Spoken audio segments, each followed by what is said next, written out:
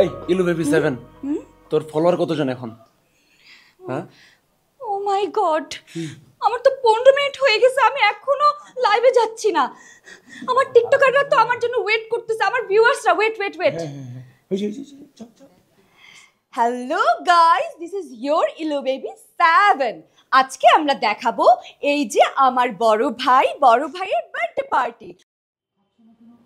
Hello guys, এই যে আমার দাদা ভাই, সেটা নিজেই নিজের কেক কাটছে, আবার নিজেই খাচ্ছে, আবার নিজের সাথে ফানও করছে। বন্ধ করে এবারে কি করব? Guys, talk to you later. এই বান্দরের দল, এইদিকে। দাদা ভাই কি হলো দাদা ভাই? বলো। বুঝলাম না, মানে বাড়ি যাবে না কয়টা বাজে? হ্যাঁ আরে এখন বাড়ি যাবো মানে? দাদা ভাই আবি তো পার্টি শুরু হুই হে। আগে আমাদের কত প্ল্যান আছে তাই না? পার্টি হবে না? কয়েকদিন আগে যে এক্সাম দিলে রেজাল্ট কি?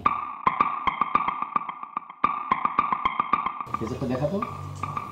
দাদা ভাই আমি যাই, বুঝছো, পরে রিক্সা সিএনজি কিছুই না পাবো না। হ্যাঁ ইয়ে রাকিব, আমিও যাবো তোর সাথে। দাঁড়া।